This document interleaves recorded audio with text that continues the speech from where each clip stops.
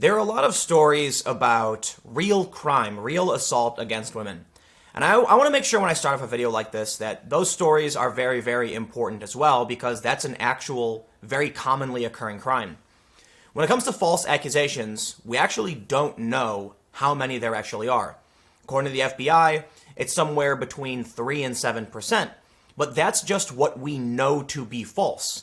What we know to be true actually falls in a relatively similar number. So a lot of people on the left would claim false accusations are only 3 to 7%. And if we want to be generous, 7% or maybe 10%. But that means 90% are real. It doesn't. It means that there's a huge gray area and we just don't know. The reason I start off the video talking about this is because we have an actual really sad story. An old man, 62 years old, was killed because a young girl falsely accused him. Someone wanted to retaliate, I think it was her brother, and he died. He fell to the ground, hit his head on the curb, and he died over being falsely accused. And the worst part about it is this old man probably didn't even know what was happening. He didn't know anyone was mad at him. He didn't know he was going to be attacked. He never saw it coming and ended up dying in the hospital. So we're going to read this story, but there's also a couple other stories that have come out recently. And the reason I'm talking about false accusations now is because there's actually like 3 different stories that have just come out kind of back to back to back. So that it kind of forms, I don't know, there's enough here to bring up the issue and talk about it. The reason I start by mentioning actual assault is because I don't want to make it seem like I'm downplaying or ignoring one of these issues. Because I'm not going to make a video about, every woman who claims she was assaulted or something like that. Because that's, we should realize that's very common, that women are actually attacked and assaulted. Men are attacked and assaulted as well. But the reason the false accusations are so egregious is that people ignore and downplay what is actually damning, dangerous, and in some instances get people imprisoned, have their lives destroyed, or in this instance, a man, he died. So let's take a look at the story. It's from ABC4. They say, false sexual assault allegation leads to a man's death. In Logan City, Utah, the Logan Police Department is investigating a possible false sexual assault accusation that led to a 60-year-old man's death. Michael Fife died on April 27th. It was 4 days after he suffered severe head trauma from being tackled to the ground. This was a single, forceful motion that appeared to knock Mr. Fife off his feet, said Chief Gary Jensen of the Logan City Police Department.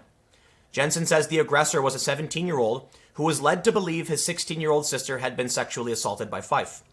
Police said the sister said it happened while on a Cache Valley Transit district bus. But Chief Jensen said the surveillance footage they obtained doesn't support her claim. It just doesn't appear to according to what we were told. And the video we watched that the two stories come together. Jensen said the assault happened while Fife was getting off the bus near 300 South 100 West. After the attacker ran away, eyewitnesses called for help. This was around 3 o'clock on April 23rd, but police say the accuser didn't report the alleged assault to police until 6:15 p.m. that day. Laws are written, said Jensen. There are elements put in place that create the notion of the crime, so we're looking at this case trying to decide if the elements and the knowledge of the perpetrator versus what actions took, whether they meet the elements of certain crimes. According to a GoFundMe raising money for his funeral, Fife leaves behind a son named after him. They go on to say that ABC did reach out to Cache Valley Transit District to obtain a copy of the surveillance video. Our request was denied. We were told it could interfere with the investigation. We also reached out to Fife's family. We're still waiting to hear back. There are a couple other stories that I'm gonna pop over to, but I want to bring up a few points. They reported the false assault after the fact. It may be that the 17-year-old didn't actually believe he assaulted his sister and attacked him for another reason, and they're using this as an excuse. It may be that the young girl said, oh, my brother attacked him because he assaulted me. And the brother said, yeah, that's what she told me, and it turns out that's not the case. It may be completely unrelated. For all we know, he said something nasty to her, or she said something back. It may be that she is using sexual assault as a defense because her brother murdered a guy. There's another important issue to stories like this that need to be stressed, because I learned this story a long time ago when I was little. There was a fight at, I'll try and keep the details vague. A fight broke out in something somewhat associated with my family. Nothing to do with my family. It was just it was a place of business that my family had been to before. One of the employees got into a fight with another employee. punched him once in the face, dude fell back, hit his head on a table, and died. Murder. It doesn't matter if you wanted to kill them. It matters that you tried to hurt them and they died. And a lot of people don't realize that one punch to the face can be a death blow. So I bring this up to stress. It seems like the police said one forceful motion and this old man lost his life.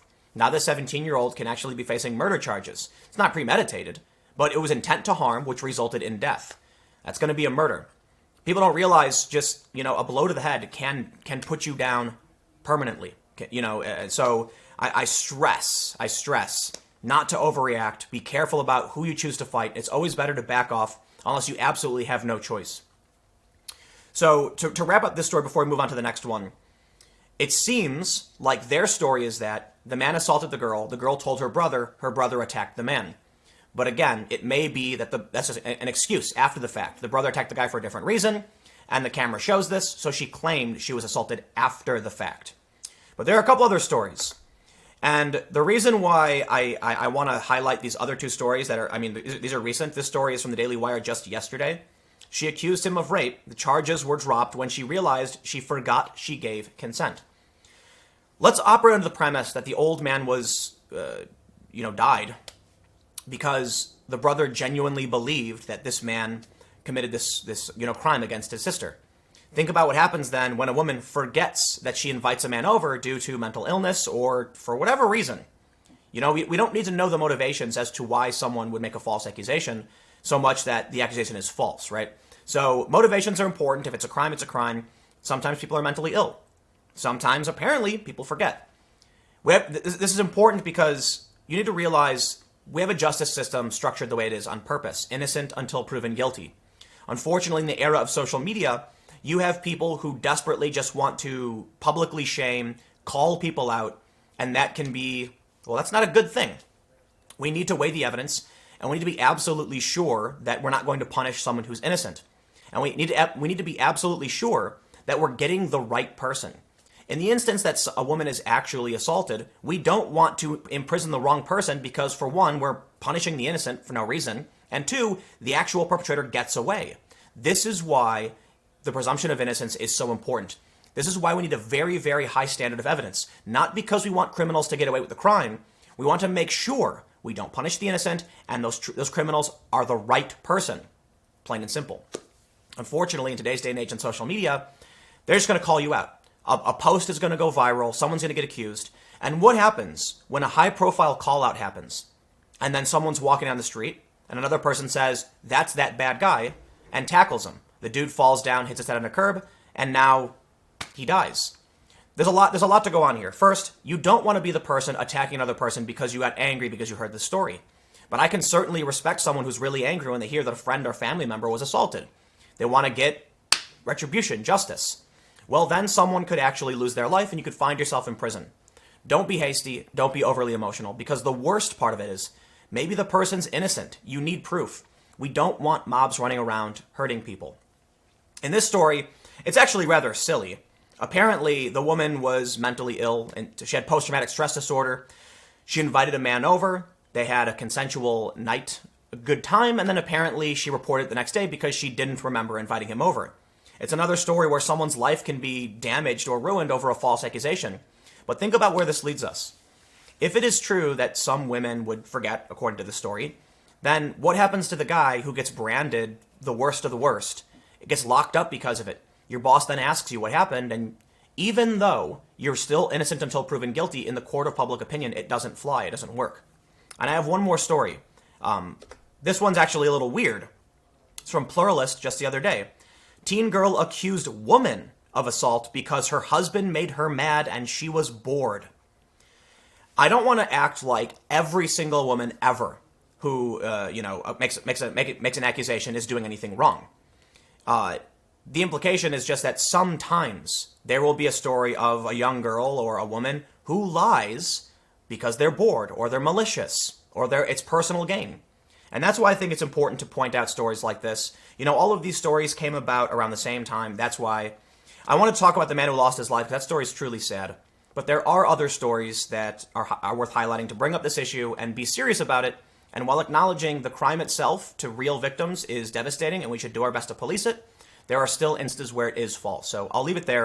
I got a video coming up for you on my main channel, youtube.com/timcast at 4 p.m. It is a different channel, and this one's going to be important, so I will see you there.